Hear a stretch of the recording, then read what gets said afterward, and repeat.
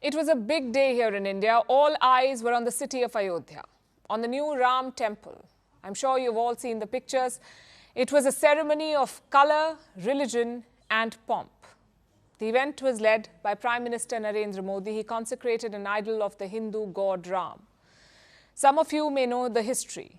Ayodhya is the birthplace of Lord Ram. Building a temple there has been a long-standing demand, and today it happened.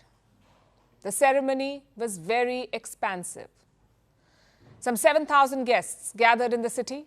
Among them were some big names. You had actors like Amitabh Bachchan, Rajnikant, Ranbir Kapoor, Ram Charan, Chiranjeevi, Alia Bhatt and Katrina Kaif. You also had sports stars like Sachin Tendulkar, Anil Kumble, Saina Nehwal. Top businessmen were also in attendance like Mukesh Ambani, Kumar Mangalam Birla, Sunil Bharti Mittal and Sajan Jindal. So the who's who were in Ayodhya. The ceremony began after 12 p.m. First, Prime Minister Narendra Modi arrived at the Sanctum Sanctorum. He unveiled the idol of Lord Ram. It's around 4.3 feet tall, weighs around 200 kilograms. It was carved from a single black stone. The next step was the consecration. It's basically a religious process. You perform rituals to imbibe the idol with powers. That is the belief. Prime Minister Modi performed these rituals. He was accompanied by other dignitaries like the Chief Minister and the Governor of Uttar Pradesh. Once that was done, the Prime Minister offered prayers. He then proceeded outside the temple. Thousands of people had been waiting patiently outside. He told them a new era has begun.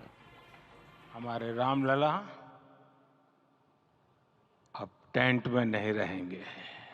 22 जनवरी 2024 ये calendar पर लिखी एक तारीख नहीं, ये एक नए काल चक्र का उद्गम है। राम लला के इस मंदिर का निर्माण भारतीय समाज के शांति, धैर्य, आपसी सद्भाव और समन्वय का भी प्रतीक है। राम विवाद नहीं, राम समाधान है। राम सिर्फ हमारे नहीं है, राम तो सबके हैं। राम वर्तमान नहीं, सिर्फ वर्तमान ही नहीं, राम अनंत काल है। That was the religious side of it. But can you imagine the logistics? Hundreds of VIPs gathered at the same location. You need the infrastructure and the security to host them.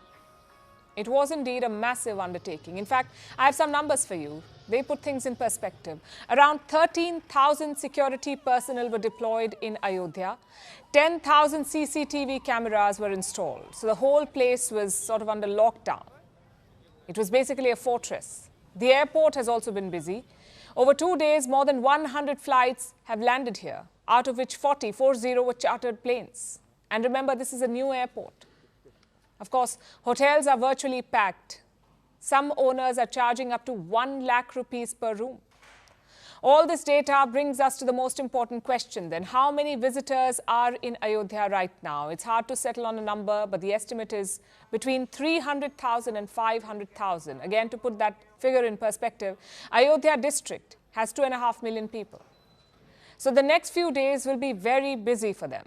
The temple is officially open for worship, so expect a flood of humanity. The authorities are expecting more than 100,000 pilgrims per day, 1 lakh per day. But that's all in the future. Let's focus on today again, specifically on the consecration. As it happened, dozens of instruments played in the background. And not just any instruments, traditional Indian instruments. Around 50 of them were sourced from different parts of the country. Outside, it was raining flowers. Indian Air Force choppers were called in. They dropped flower petals over the temple premises. Later, the Prime Minister greeted the guests. He also met the construction crew. In fact, he showered them with flower petals. Take a look at this. एक श्रमिक जिसने जो पूरी कमाई की इस मंदिर के निर्माण के दौरान, वो समस्त कमाई, अपनी समस्त आय अगर राम मंदिर ट्रस्ट को दान कर देता है, जो मैं मानता हूं कि वो सबसे महान दान है और वो इन श्रमिकों ने करके दिखाया है श्रमदान के माध्यम से भी। The Prime Minister's message was clear. He linked the Ram temple to India's story, the story of growth, prosperity and strength. साथियों, आज अयोध्या में केवल श्री राम के विग्रह रूप की प्राण प्रतिष्ठा नहीं हुई है। ये श्री राम के रूप में साक्षात भारतीय संस्कृति के प्रति अटूट विश्वास की भी प्राण प्रतिष्ठा है। हमें आज से इस पवित्र समय से अगले 1000 साल के भारत की नींव रखनी है। मंदिर निर्माण से आगे बढ़कर अब हमें सभी देशवासी यहीं इस पल से समर्थ, सक्षम, भव्य, दिव्य भारत के निर्माण की सौगंध लेते हैं। So what next for Ayodhya? Well, the construction is not complete. The target is to finish it by the end of this year. But pilgrimage will continue. Some big plans are in place. The hope is to turn Ayodhya into a global Hindu pilgrimage center, much like the Vatican or Mecca. Of course, that means a lot of money is at stake. The temple is expected to cost some 1,800 crore rupees, which is around $225 million. And where will this money come from? Donations. The temple sits on a massive parcel of land. The total area is around 70 acres. The temple spans around 2.7 acres. It has 3 floors in total, 12 gates, 44 doors, and 392 pillars. I know it sounds very impressive, but the temple complex is just half the story. The whole city has got a facelift.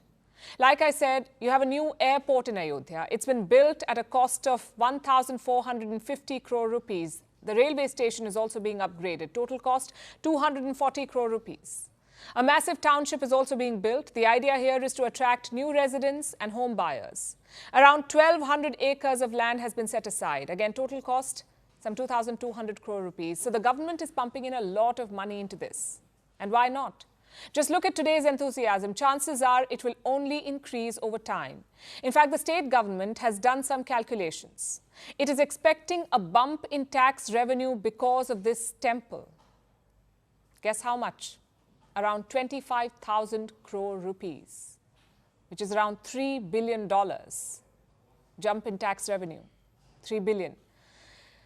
So it's not just about the emotions around it. This temple has immense potential. It can transform the city and nearby areas. And you don't even have to promote it. Why? Because the world already knows about it.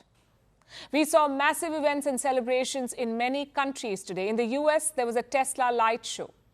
Even Times Square in New York was all decked up. The billboards had a giant picture of Lord Ram. In France and Taiwan, members of the Indian community took out rallies. They chanted slogans and organized prayers. It was truly a global event. Take a look.